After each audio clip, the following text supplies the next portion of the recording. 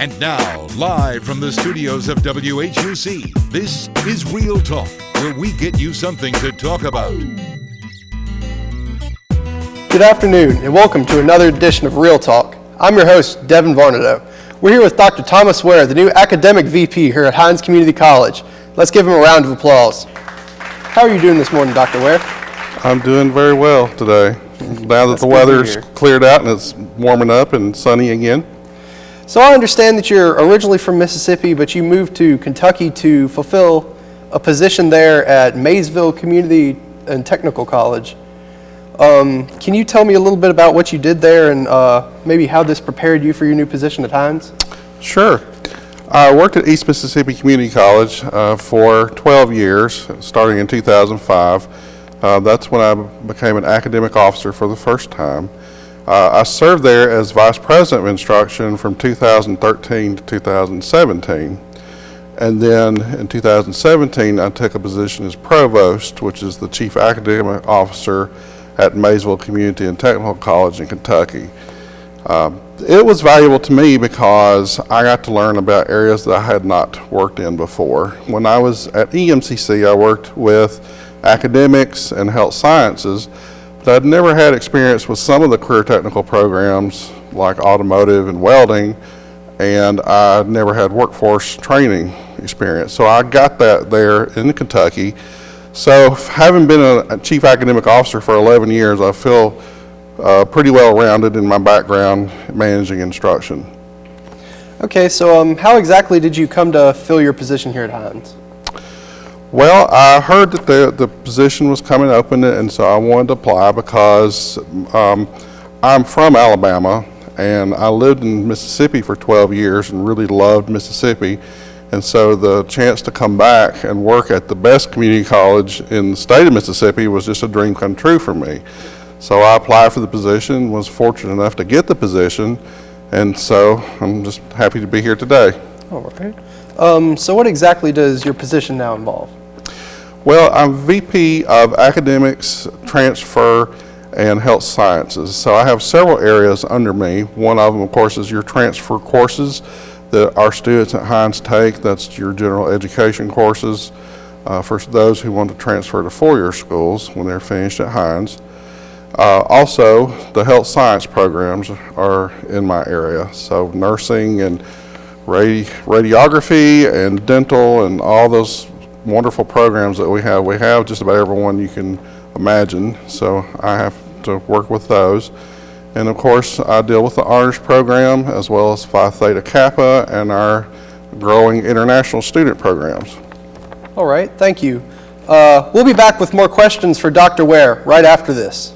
Real Talk will be right back after this. If you can't trust any other college news source, trust WHUC. They are the team you can trust with the latest Hinds news. From the state fair, numerous antique vehicles, the annual homecoming specials, Very interesting and refreshing. and more. While others chit-chat, we bring you the latest to what's happening across and around the Hinds County area. Thanks for tuning in. Thank you for joining us on WHUC Trust Hinds' News very 7 own News. WHUC News 7. And now, Real Talk continues. Welcome back. Now we have some other questions for Dr. Ware involving his career. So what sort of changes can we expect from your academic side of Hinds? Well, to start with, there's not going to be a lot of change because I have a lot to learn with Hinds. Certainly Hinds is at least 3 times as big as any institution I've worked in before, so there's a lot of information to take in. So I'm not really interested in changing a lot at this point. I imagine we will be looking at perhaps reorganizing some things down the road, but for now I'm just listening and learning and trying to understand how things work for Hinds. One of the nice things about Mississippi schools is that we're locally controlled, and so even the things I learned at EMCC are different at Hinds. And of course, Kentucky is a completely different system and structure, very centralized, and so I just got to learn the Hinds way of doing things. And then eventually we'll look at what we can do to improve our outcomes for transfer and grow our health programs. like to do more with incarcerated education, because in July of 23, all schools can award Pell Grants to students who are behind bars. And so we want to strengthen that program, so that, because what happens is that if you give education to someone who's in that situation, the odds are really high that they won't go back to that.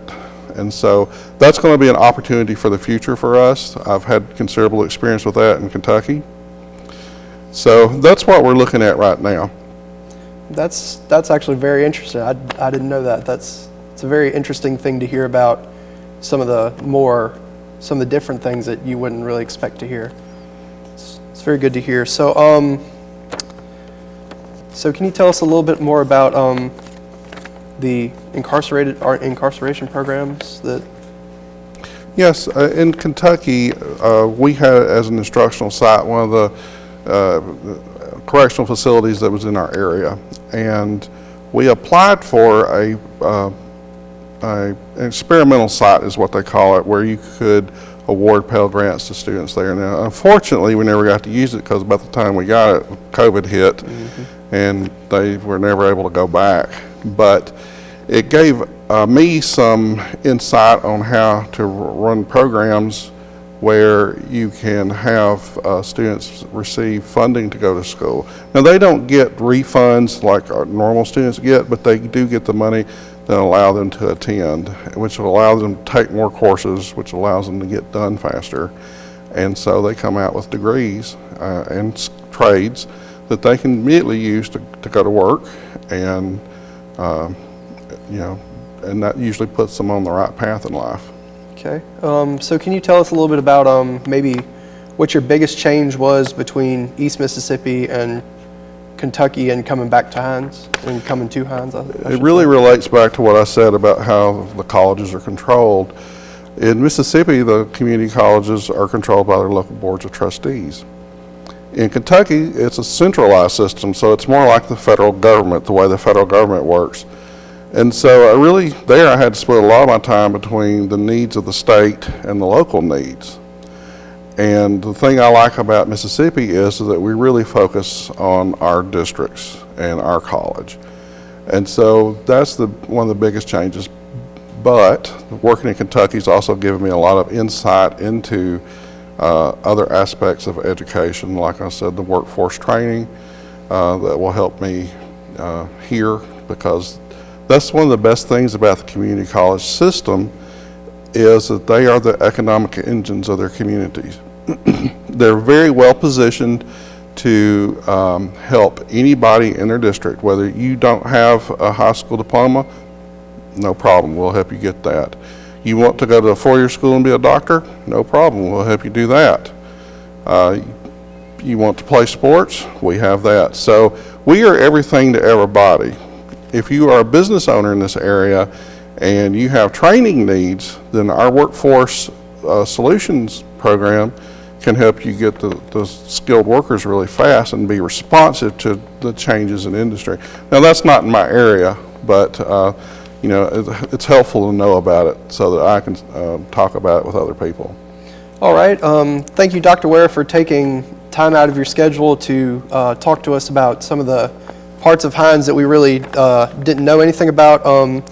As a final question, do you have any messages for the students or the colleagues who you work with on a daily basis?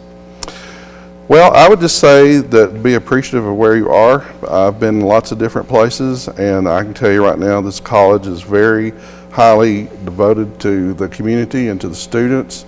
And so, if you're a student, enjoy your time here. Life goes on and it changes, and you'll look back fondly on your time here, so enjoy it while you can, because life does come at you fast. And for my colleagues, just keep pushing forward and trying to make Hinds the best college it can be. It's got everything it needs to do that. All right, thank you, Dr. Ware. It seems like it should be a very successful year for Hinds. To those at home, thank you for joining us on this edition of Real Talk. Let's give Dr. Ware another round of applause. We hope to see you all next time. Thank you for joining us.